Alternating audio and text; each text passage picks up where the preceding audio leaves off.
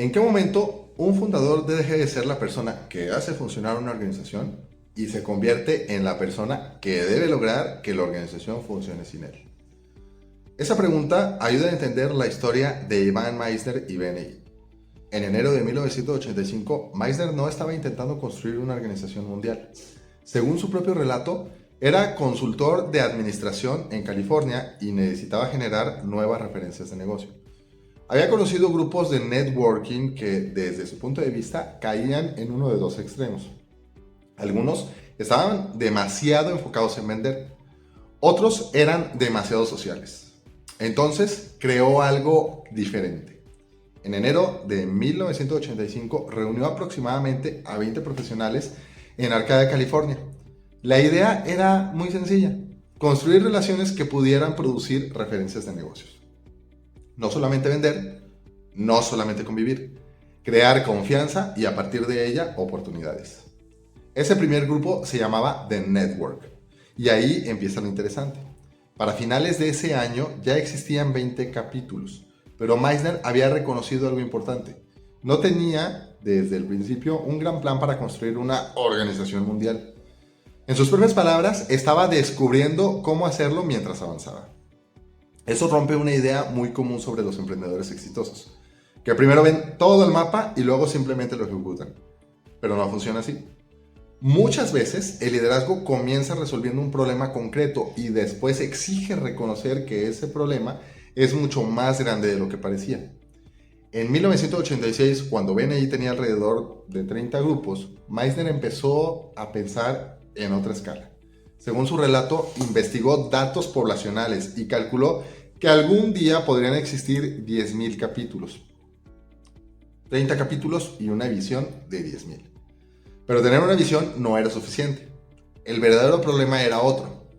¿Cómo conviertes algo tan humano como lo es la confianza en un sistema que puede repetirse miles de veces? Porque una cosa es que tú seas bueno conectando con personas y otra muy distinta es construir una organización que pueda hacerlo sin que tú estés presente. BNI comenzó a desarrollar estructura, reuniones regulares, responsabilidades definidas, formación, una sola posición por especialidad profesional dentro de cada grupo y una filosofía compartida que terminó expresándose en dos palabras muy sencillas: Givers Gain. Pero ojo, ese sistema no nació perfecto. Durante 1985 y 86 se permitió que una persona perteneciera simultáneamente a dos grupos de BNI. Misner describió después esa decisión como un fracaso. Hubo quejas y la regla terminó eliminándose. También hubo experimentación con las frecuencias de las reuniones. Algunos grupos se reunían 2 veces al mes.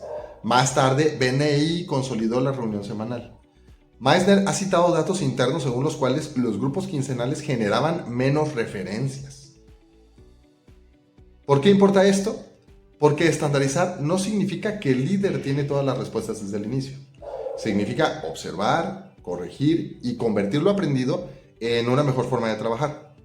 Un error aislado puede quedarse en error, pero cuando lo estudias, lo documentas y modificas el sistema, puede convertirse en aprendizaje institucional. Y eso era indispensable si BNI quería crecer. Durante la década de los 90 comenzó la expansión internacional. La organización sitúa a Canadá como su primer país fuera de Estados Unidos alrededor de 1995. Después vinieron otros mercados. Pero sería un error contar esta historia como si Ivan Misner personalmente hubiera abierto cada capítulo alrededor del mundo. No fue así.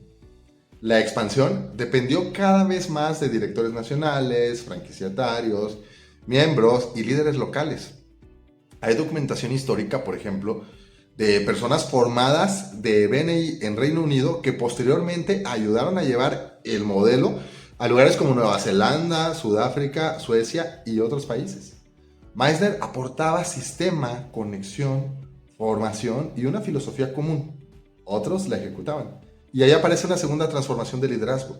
Cuando una organización crece, el fundador tiene que decidir si quiere seguir siendo el centro o construir nuevos centros de liderazgo. Para 2014, BNI tenía más de 175,000 negocios, miembros de 58 países. Ese año ocurrió un cambio importante. Existe el testimonio oficial de Misner indicando que había sido CEO durante la mayor parte de la historia de la organización, pero durante una operación corporativa en 2014 había un CEO interno mientras él enfrentaba un diagnóstico de cáncer. Ese mismo año, Pioneer Equity Partners invirtió en BNI y Graham Weymiller asumió como nuevo CEO. Meissner declaró posteriormente que la transacción involucró una compra de activos por aproximadamente $36 millones, pero también explicó que la estructura incluía pasivos, un pagaré y reinversión. Por eso, sería incorrecto decir simplemente que vendió BNI por 36 millones. Además, quedó aproximadamente con el 20% de la corporación. Pero para efectos de liderazgo, la cifra no es lo importante. Lo importante es el cambio de función. Meissner había pasado de emprendedor a fundador CEO. Y ahora comenzaba otra etapa. Fundador y líder visionario de una organización dirigida operativamente por otros. Piensa en esto un momento. Muchos fundadores creen que ceder el control significa perder importancia. Pero autoridad e influencia no son exactamente lo mismo. Puedes dejar de tomar cada decisión y seguir influyendo en la cultura, en la visión y en la dirección general. Eso exige algo difícil.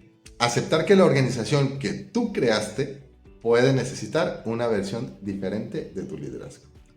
Y todavía faltaba una prueba importante. En 2017, Meissner planteó ante dirigentes de BNI que el futuro del networking probablemente incluiría una parte online debido al avance tecnológico. La reacción, como te imaginarás, según su propio relato, fue muy negativa. Prácticamente toda la sala rechazó la idea. Y aquí también Meissner reconoce un error. Comunicó el cambio demasiado abruptamente. Después comenzó a introducir el tema de la irrupción de forma más gradual. La lección no es que él predijo la pandemia, porque no fue así. Lo que había anticipado era que la tecnología podría cambiar la manera en que las personas hacían networking. 3 años después, como lo sabes, llegó COVID-19. Y entonces pasó algo que es una de las partes más interesantes de todo el caso. Meissner no se atribuyó la decisión operativa principal. Él mismo escribió que el crédito debía ir al CEO de BNI, Graham Weymiller. Según su relato, Weymiller identificó temprano la magnitud del problema y comenzó a mover capítulos de Asia al formato online. Después siguió Europa y para marzo de 2020 BNI había trasladado aproximadamente 9.700 capítulos de reuniones presenciales a reuniones online semanales. Miles de grupos en cuestión de semanas. Ahora pregúntate algo. ¿Qué dice más del liderazgo de un fundador? ¿Que él personalmente tome todas las decisiones críticas? ¿O que haya construido una organización capaz de responder cuando él ya no ocupa la dirección ejecutiva? Ese es el punto. En diciembre de 2020, BNI superó los 10.000 capítulos, aproximadamente 34 años después de aquella meta que Meissner había formulado cuando apenas tenía alrededor de 30. Y para 2026, BNI reportaba más de 355.000 negocios miembros y más de 11.800 grupos. Sus propias fuentes recientes difieren entre 77 y 78 países, así que no conviene forzar la precisión que el expediente no permite. ¿Qué puedes aprender de este caso como líder? Hay varias lecciones y te dejo la primera. Distingue entre resolver un problema y construir un sistema. Meissner comenzó resolviendo una necesidad propia de referencias.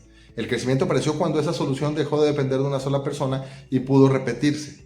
Segundo, no confundas estandarización con rigidez. BNI creó reglas, procesos y hábitos, pero algunas de esas reglas surgieron de errores. Liderar también significa corregir el sistema cuando la realidad demuestra que tu primera idea no funcionó, y se necesita humildad para eso. Tercero, tu liderazgo tiene que cambiar cuando cambia el tamaño de tu organización.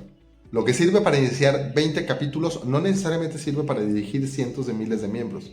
Si tú sigues tomando todas las decisiones porque siempre lo has hecho así, puedes convertirte en el límite de aquello que tú mismo construiste.